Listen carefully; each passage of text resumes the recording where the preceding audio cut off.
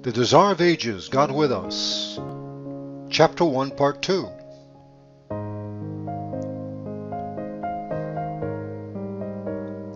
The plan for our redemption was not an afterthought, a plan formulated after the fall of Adam. It was a revelation of the mystery which God had been kept in silence through times eternal, Romans 16:25. It was an unfolding of the principles that from eternal ages have been the foundation of God's throne.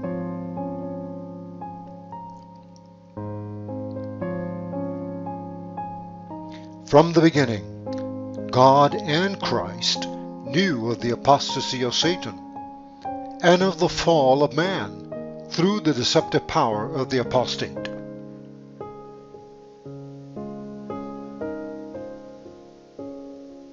God did not ordain that sin should exist, but he foresaw its existence and made provision to meet the terrible emergency.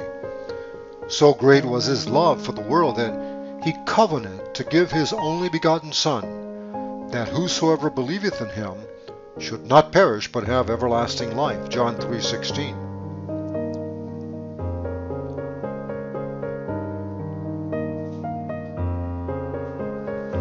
Lucifer had said, "I will exalt my throne above the stars of God.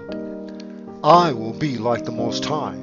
Isaiah 14:13 and 14. But Christ, being in the form of God, counted not a thing to be grasped to be on an equality with God, but emptied himself, taking the form of a servant, being made in the likeness of men. Philippians 2:6 and 7. This was a voluntary sacrifice. Jesus might have remained at the Father's side. He might have retained the glory of heaven and the homage of the angels. But he chose to give back the scepter into the Father's hands and to step down from the throne of the universe, that he might bring light to the benighted and life to the perishing. Nearly 2,000 years ago, a voice of mysterious import was heard in heaven from the throne of God.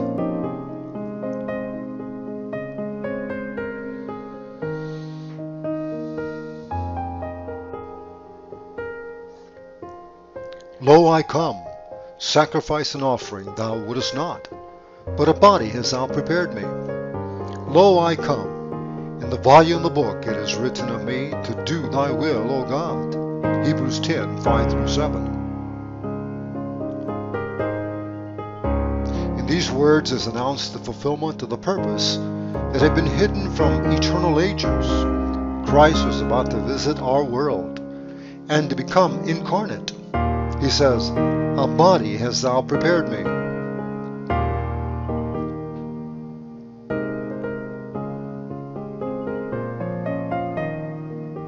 Had he appeared with the glory that was his with the Father before the world was, we could not have endured the light of his presence, that we might behold it and not be destroyed. The manifestation of his glory was shrouded. His divinity was veiled with humanity, the invisible glory in the visible human form.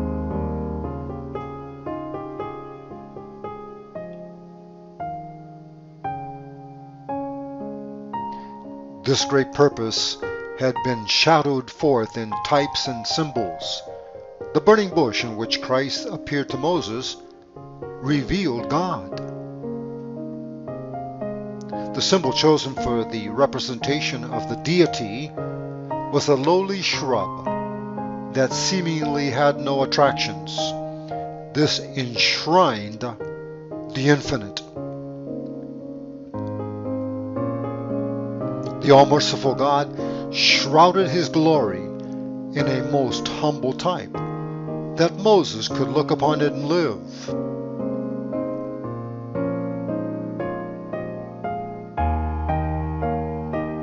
So in the pillar of cloud by day and the pillar of fire by night, God communicated with Israel, revealing to men his will and imparting to them his grace.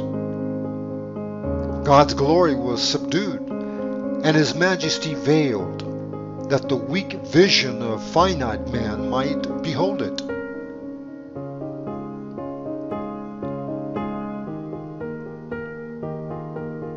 So Christ was to come in the body of our humiliation, Philippians 3:21. In the likeness of men. In the eyes of the world he possessed no beauty that they should desire him. Yet he was the incarnate God, the light of heaven and earth.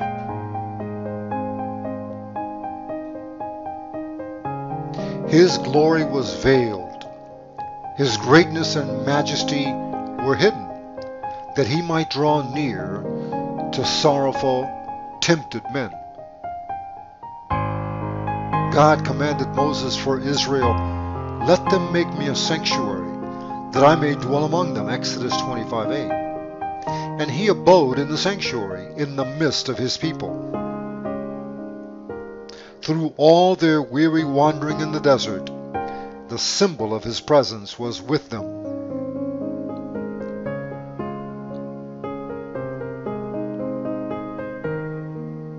So Christ set up his tabernacle in the midst of our human encampment. He pitched his tent by the side of the tents of men, that he might dwell among us and make us familiar with his divine character and life.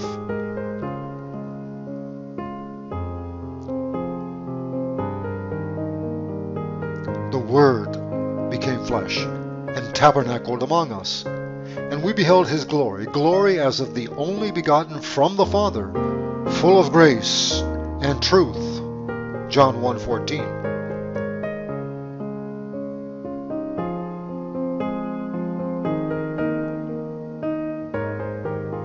Since Jesus came to dwell with us, we know that God is acquainted with our trials and sympathizes with our griefs.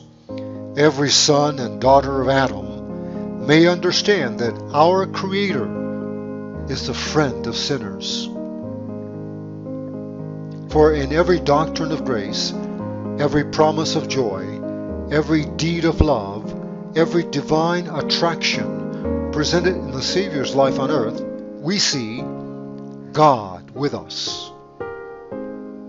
Satan represents God's law of love as a law of selfishness.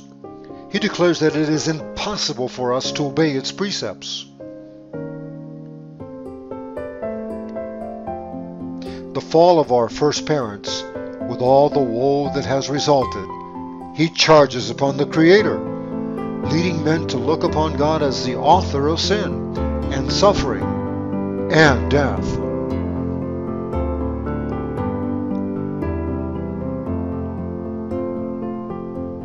Jesus was to unveil this deception.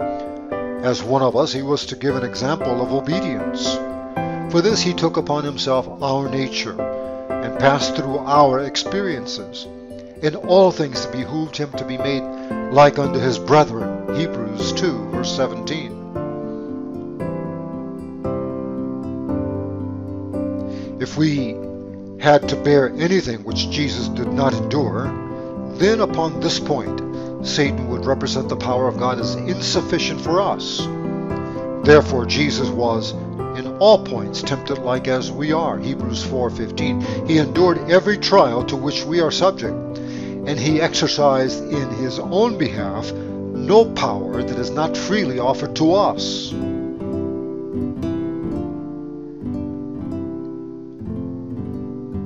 As man, he met temptation and overcame in the strength given him from God. He says, "I delight to do thy will, O my God, yea, thy law is within my heart." As he went about doing good and healing all who were afflicted by Satan, he made plain to men the character of God's law and the nature of his service. His life testifies that it is possible for us also to obey the law of God.